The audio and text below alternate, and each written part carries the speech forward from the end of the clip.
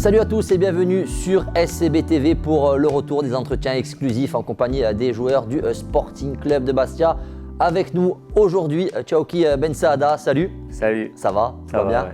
Ça va, ouais. Début d'année parfait pour toi, pour le Sporting. J'imagine que cette belle dynamique en ce moment, ça fait du bien.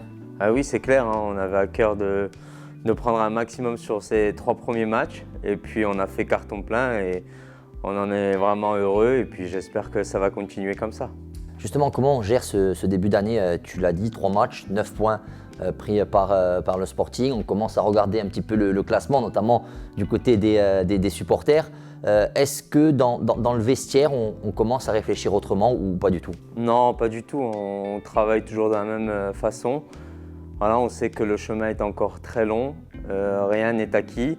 On l'a vu, on a mis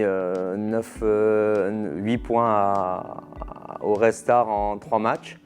Donc ça va très vite. Autant dans 2 semaines aussi, si on se relâche ou qu'on est moins bien, on perdra des points. Donc il faut continuer à être sérieux, travailler beaucoup à l'entraînement et puis engranger un maximum de points. D'autant qu'on a vu que cette équipe du Red Star avait réalisé un début de saison très poussif et qu'à la fin de la phase aller, elle était à la hauteur de cette équipe du Sporting. Donc c'est vraiment un championnat qui peut aller très très vite. Oui, tout va très vite, on le voit. Hein. On a vu même le CA Borgo aussi qui était à un moment donné en haut et puis qui là est un petit peu plus en bas. Donc ça va très vite, il ne faut pas se relâcher et je pense que c'est l'équipe la plus régulière qui jouera le haut de tableau. En tout cas, l'objectif aujourd'hui, Mathieu Chabert le répète, le président Claude Ferrand dit également, c'est d'essayer de rester dans ce bon wagon le maximum de temps. Oui, c'est de gagner en fait, c'est de jouer tous les matchs pour les gagner. Et puis les calculs, on les fera quand il restera 5 ou 10 journées. Mais au jour d'aujourd'hui, non, on ne peut pas dire qu'on joue la montée ou qu'on vise le titre. Parce que ça serait faux. Donc on prend les matchs les uns après les autres, on essaye de prendre un maximum de points et puis après on fera les comptes à la fin. En ce début d'année 2021, le Sporting va bien, donc on l'a vu, mais toi aussi. On a l'impression que depuis ton retour la saison dernière, c'est la période où tu es le mieux dans cette équipe depuis le mois de novembre, le mois de décembre. On va dire qu'on te sent beaucoup plus régulier, beaucoup plus tranchant sur le terrain. Oui, après moi j'ai eu l'année dernière quand j'étais arrivé, j'étais à court de compétition.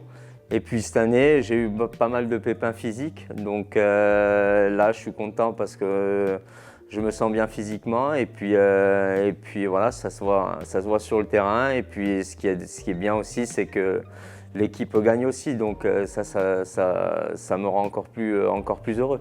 Tu as besoin de rythme, tu as vraiment besoin d'enchaîner les matchs aujourd'hui pour pouvoir arriver à stabiliser ce niveau qui est le tien actuellement? Oui, bien sûr, quand on a un petit peu d'âge comme moi, c'est clair que d'enchaîner les matchs, ça peut que m'aider pour ma condition physique.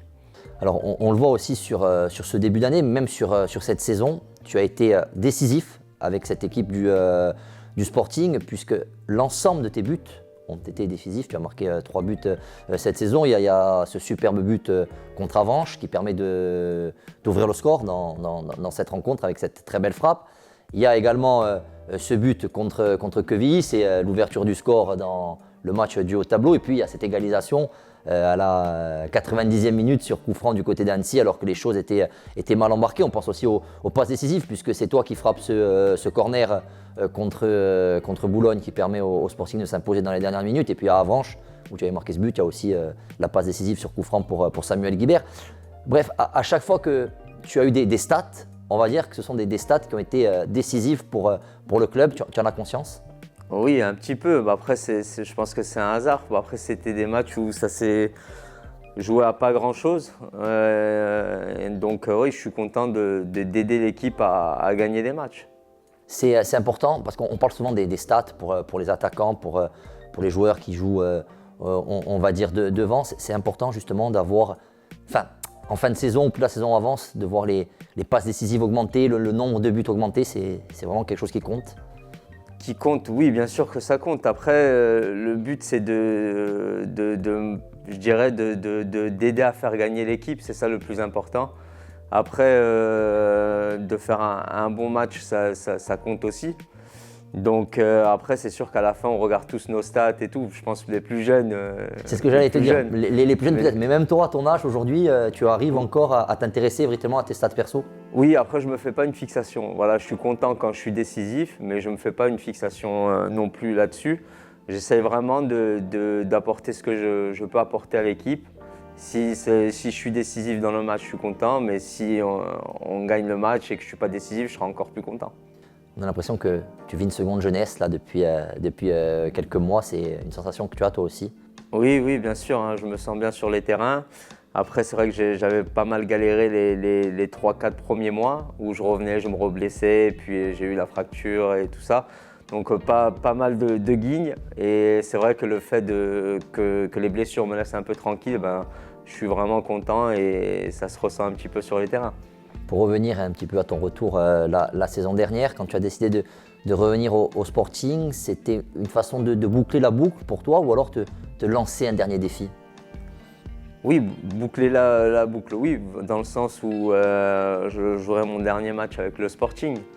Mais après, non, je peux me relancer un défi si jamais on arrivait à atteindre le haut niveau. Donc pourquoi pas montrer qu'on peut jouer à un certain âge encore en Ligue 2 ou en Ligue 1. Qu'est-ce qui te reste de tes jeunes années au Sporting, l'époque où tu as été formé et l'époque où tu as débuté en professionnel?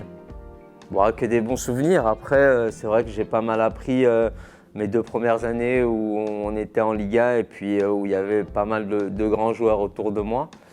Et après, c'est vrai que j'ai eu une période un petit peu creuse quand on est redescendu en Ligue 2. Ça m'a fait un petit peu mal parce que voilà, c'est mon club et puis on a une petite responsabilité quand on fait descendre le club en Ligue 2. Donc c'est cette période-là où j'étais un petit peu en difficulté pendant deux ans. Et puis après, j'ai réussi à relever la tête et puis à faire mes matchs avec le Sporting. Et puis après, on connaît la suite où j'ai été transféré à Nice.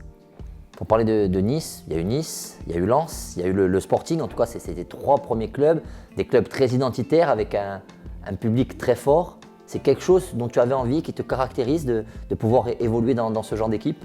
Ouais, je pense que tout joueur a besoin de sentir un soutien derrière lui. Donc c'est vrai que là, par où je suis passé, j'ai toujours eu des supporters avec une grosse ferveur et il ne fallait pas se louper, quoi. Si je te dis 30 novembre 2002, ça te fait penser à quoi? Ça, c'est mes 2 premiers buts en Ligue 1. Avec le Sporting? Ouais, avec le Sporting contre Marseille. Contre l'Olympique de Marseille. Ouais. Qu'est-ce qui se passe dans ta tête à ce moment-là? Parce que tu le dis, tu es jeune, c'est tes 2 premiers buts, chez toi, devant ton public, contre l'Olympique de Marseille. On ne peut pas rêver mieux. Oui, c'est clair. Hein. C'est vrai que ces premiers buts, ils seront à jamais gravés dans ma mémoire. Et puis, ce qui me reste, c'est que… Ta coupe de cheveux aussi. Ouais, la coupe de cheveux, la Roberto Baggio. Non, après, là où vraiment j'étais content, c'est que sur le 2e but, je vais voir mes copains du centre de formation. Et quand je me suis retrouvé à 15 cm d'eux, j'ai vu que vraiment, ils étaient vraiment contents et fiers de moi. Donc c'est vrai que ça restera jamais gravé dans ma mémoire. Est-ce que c'est ton plus beau souvenir avec le Sporting? Oui, largement. Après, j'espère qu'il y en aura de nouveaux. Pour conclure, Tchouky, qu'est-ce qu'on peut te souhaiter pour les prochaines semaines, pour les prochains mois en tout cas? Comment tu vois l'évolution du Sporting dans les prochaines semaines? Je sais pas, je me projette pas trop. On a le match du Mans qui va être important aussi. Donc pour l'instant, on est fixé sur le Mans, moi aussi. Donc j'espère, ce qu'on peut me souhaiter, c'est une victoire face au Mans et puis une nouvelle série parce qu'on n'a pas encore dépassé les 5 victoires. Je crois qu'on est resté bloqué à 4. Donc on va essayer d'aller chercher les 5 victoires. Puis un but à la 90e. Allez, ou à la première, parce que toi c'est au début ou à la fin en fait, depuis le début de saison. Oui, c'est vrai que j'ai marqué le but le plus rapide aussi de ma carrière, au bout de 30 secondes. Non, c'est bien de commencer les matchs comme ça et aussi parce que ça met en confiance toute l'équipe. On l'a vu après, on était plus libérés et puis aussi ça met un coup à l'adversaire. En tout cas, on espère te revoir décisif et te revoir bien évidemment sur les terrains lors des prochaines rencontres du Sporting, à commencer donc par ce match face au Mans le 8 février. Merci Tchouky. Merci.